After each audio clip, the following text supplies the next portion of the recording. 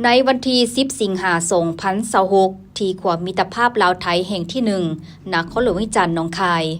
คณะเฉพาะกิจกระทรวงป้องกันความสงบได้มอบผู้ถูกหาสัญชาติไทยที่กระทำผิดเกี่ยวกับอาชญากรรมทางอินเทอร์เน็ตและการพนันออนไลน์เป็นต้นแมนการลักลอบเปิดเว็บลินการพนันออนไลน์ต้องห้ามให้เจ้าหน้าที่ทางการไทยนำไปดำเนินคดีจำนวน41คนหญิง30คนต่างหน้าเจ้าหน้าที่ฝ่ายลาวเซ็นบทบันทึกมอบโดยพันโทแก่นคำแก่นทวงศ์หัวหน้าตำรวจกวดค้นเข้าออกเมือง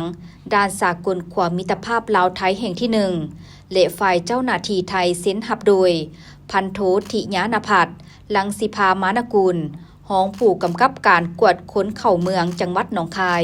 พร้อมด้วยคณะทั้งสองฝ่ายเข้าร่วมผู้ถูกหาจำนวนดังกล่าวถูกเจ้าหน้าที่เฉพาะกิจกระทรวงป้องกันความสงบร่วมกับกำลังป้องกันเคลื่อนที่